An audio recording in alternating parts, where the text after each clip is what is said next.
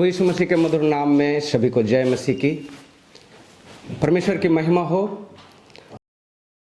आज परमेश्वर के वचन में हम आप सबका स्वागत करते हैं। आज मैं आप लोग के बीच में एक कहानी के द्वारा परमेश्वर के वचन को सुनाने जा रहे हैं। कृपया ध्यानपूर्वक सुने। एक धनवान व्यक्ति और उसके बेटे को दुर्लभ कलाकृतियों को, दुर्लभ सामग्रियों का इकट्ठा करने का शौक था। उसके संग्रहालय में बहुत कुछ थे, बहुत सारी चीज़ों को उन्होंने इकट्ठा कर रखा था और अक्सर दोनों साथ बैठकर उन अद्भुत कलाकृतियों, महान कलेक्शनों को एक साथ बैठकर प्रशंसा किया करता था। अचानक उस देश में युद्ध छिड़ गया और उसका बेटा को युद्ध में जाना पड़ा। उसका बेटा बहुत ही बहादुर था और वो एक अन्य सैनिक को बचाने के क्रम में दुश्मन की गोली से घायल होकर मर गया और उसकी मृत्यु का जानकारी उसके पिता को मिला और वह अपने इकलौते पुत्र के मृत्यु हो जाने के कारण अत्यंत दुखी हुआ। लगभग 1 महीने के बाद, क्रिसमस से पहले एक दिन उसके दरवाजे पर खटखटाहट हुई। उसने देखा एक जवान व्यक्ति उसके दरवाजे पे एक विशाल पैकेट लिए हुए खड़ा है। वो जवान व्यक्ति बोला कि महाशय, आप मुझे नहीं जानते हैं। मैं वही व्यक्ति हूं जिसको बचाने के क्रम में आपका बेटा मारा गया। उस दिन आपका बेटा बहुत सारे लोगों को बचाया और मुझे सुरक्षित स्थान पर ले जाने के क्रम में एक गोली उसके हृदय में आकर लगी और वह मर गया। वह अक्सर आपके कला के प्रति प्रेम के बारे में हम लोगों से चर्चा किया करता था। वह युवक ने वो पैकेट उसको देते हुए कहा कि ये आपके लिए पर्याप्त नहीं है, पर आपका पुत्र भी आपके पास इसके होने की आशा जरूर करता। पिता ने उस पैकेट को खोला और देखा उसमें इस युवक के द्वारा बनाया हुआ उसके बेटे का चित्र है और इस सैनिक ने उसके पुत्र को, उसके व्यक्तित्व को जिस तरह से चित्रित किया था, उसे देखकर उस पिता को बड़ा आश्चर्य हुआ और उसकी आंखें आंसुओं से भर गई। उसने उस सैनिक को चाहा कि कुछ धन दे, पर उस सैनिक ने यह कहकर इनकार कर दिया कि जो आपके बेटे ने मेरे लिए किया है उसके बदले मैं आपको कुछ भुगतान नहीं कर पाऊंगा, मैं उसका बदला नहीं चुका पाऊंगा, इसलिए मैं आपसे कुछ ले नहीं सकता हूं। ये मेरे तरफ से आपके लिए एक छोटा सा भेंट है। पिता ने उस तस्वीर को देखा और फिर उसे एक दीवार पर टंगवा दिया। उसके संग्रह को देखने के लिए लोग दूर दूर से आते थे और उसके संग्रह को देख कर उसकी प्रशंसा करते थे। अब जब उसका बेटे का तस्वीर वहां पे लग गया तो जो कोई भी उसके संग्रह को देखने के लिए, उसके कलेक्शन को देखने के लिए आता था, वह पहले अपने बेटे के तस्वीर को दिखाता था। कुछ दिनों के बाद, लगभग 1-2 महीने के बाद, उस व्यक्ति की भी मृत्यु हो गई। उसका जो संग्रह, जो तस्वीरें थी और उसका जो भी संपत्ति था, उसकी बड़ी नीलामी रखी गई। कई बड़े बड़े प्रभावशाली व्यक्ति उस महान चित्र और कलात्मक वस्तुएं और उसके संग्रह को खरीदने के उद्देश्य से उत्साह के साथ वहां इकट्ठित हुए। जब नीलामी शुरू हुई तो मंच पर सबसे आगे उस व्यक्ति के पुत्र की तस्वीर को रखा गया। नीलामी करने वाले ने नीलामी का आरंभ इस प्रकार कहकर किया कि हम नीलामी का आरंभ इस तस्वीर पर बोली लगाने से करेंगे। इस तस्वीर के लिए सबसे पहले कौन बोली लगाएगा?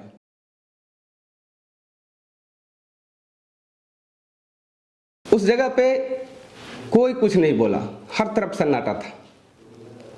तभी पीछे से किसी एक ने कहा, हमें महान तस्वीरों को दिखाओ, अन्य कलेक्शनों को दिखाओ, और जो कीमती संग्रह है हम उसे देखना चाहते हैं।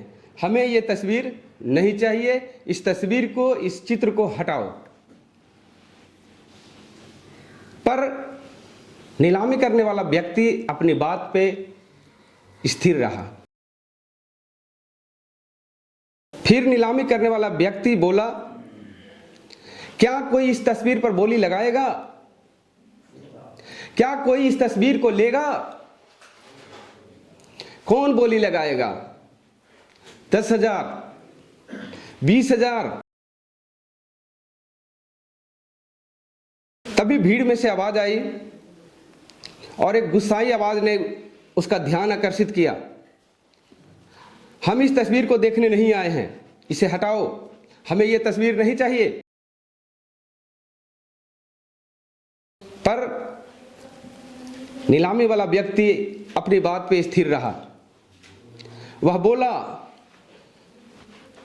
पुत्र, पुत्र, कौन पुत्र को लेगा? पर किसी ने उस तस्वीर को खरीदना नहीं चाहा।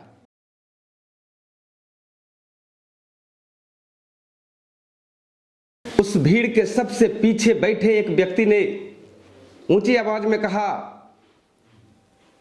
मैं इस चित्र का 100 रुपया दूंगा, क्योंकि उसके पास सिर्फ 100 रुपया ही था, क्योंकि वो बहुत ही गरीब व्यक्ति था। उसने कहा कि मेरे पास सिर्फ 100 रुपया है, मैं 100 रुपये में ये खरीद सकता हूं।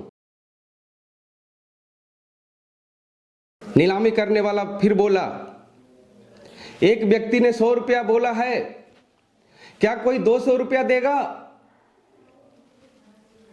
हर तरफ खामोशी थी।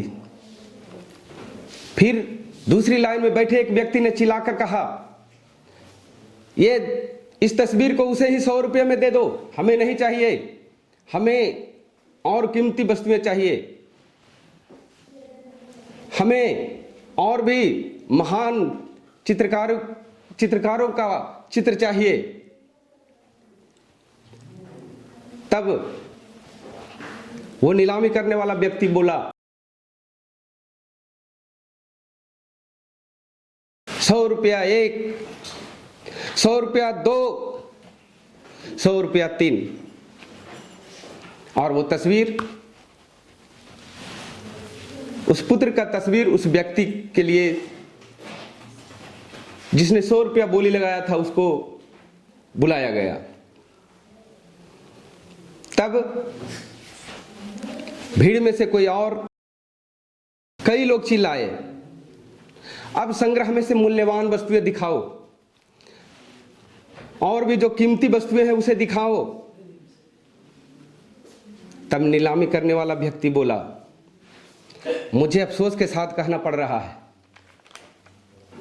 नीलामी समाप्त हो चुकी है। तब सबने पुकार कर कहा, और भी जो सामान है, और भी जो संग्रह है, और भी जो कलात्मक वस्तुएं हैं, उसका क्या होगा? तब नीलामी करने वाले व्यक्ति ने कहा, जिस समय मुझे नीलामी के लिए बुलाया गया था, तब मुझे वसीयत की गुप्त शर्तों को भी बताया गया था, तथा यह भी कहा गया था कि नीलामी सिर्फ इस तस्वीर की ही होगी, इस पुत्र की चित्र का ही नीलामी होगा। और यह भी कहा गया था कि इस शर्त को प्रकट नहीं करना है। शर्त के अनुसार यह था, वसीयत के अनुसार यह लिखा था कि जो कोई भी व्यक्ति पुत्र को लेगा उस व्यक्ति को इस तस्वीर के खरीदने वाले को सारा संपत्ति, सारा संग्रह और जो कुछ भी इस व्यक्ति का है सब इस तस्वीर के खरीदने वाले का हो जाएगा। मेरे प्रियो,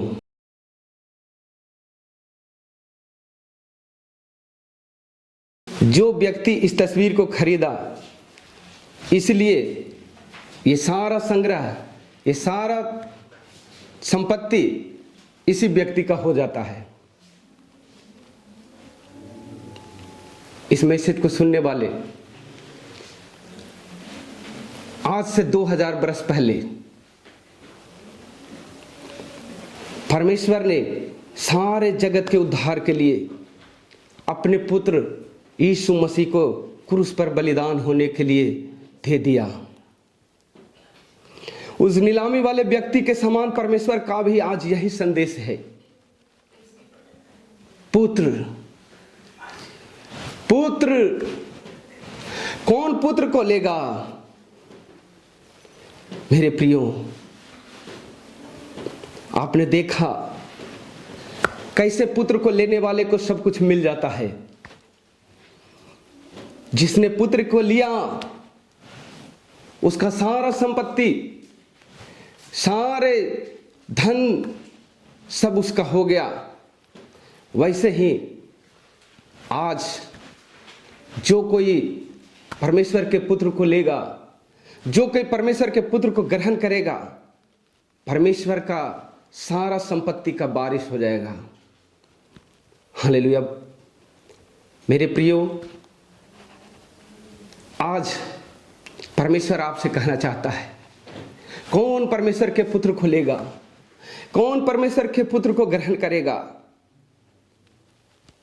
क्योंकि परमेश्वर का वचन कहता है, जिसके पास पुत्र है उसके पास जीवन है, और जिसके पास परमेश्वर का पुत्र नहीं उसके पास जीवन भी नहीं है।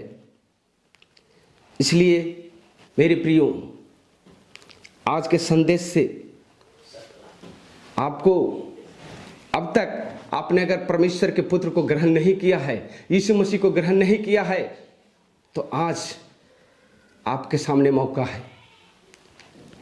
मेरे प्रियो, आज से 2000 वर्ष पहले यीशु मसीह इस दुनिया में आए, सारे मानव जाति के पापों के लिए मारे गए, गाड़े गए और 3 दिन के बाद जीवित हो गए और स्वर्ग चले गए। और उन्होंने वादा किया है, उन्होंने वचन में कहा है, मेरे पिता के घर रहने के बहुत ऐसे स्थान है, मैं तुम्हारे लिए जाता हूं जगह तैयार करने के लिए। यदि जगह तैयार कर देता हूं तो मैं फिर वापस आऊंगा तुम्हें लेने के लिए, ताकि जहां मैं रहूं वहां तुम भी रहो। मेरे प्रियो, क्या आप परमेश्वर के साथ नहीं रहना चाहते? अगर चाहते हैं तो आज आपके पास मौका है। अगर आपने अब तक यीशु मसीह को ग्रहण नहीं किया है तो आज आपके सामने एक मौका है। आज यीशु मसीह को आप ग्रहण कर सकते हैं, यीशु मसीह को आप अपने जीवन में ले सकते हैं। आज यीशु मसीह आपके जीवन में आना चाहता है।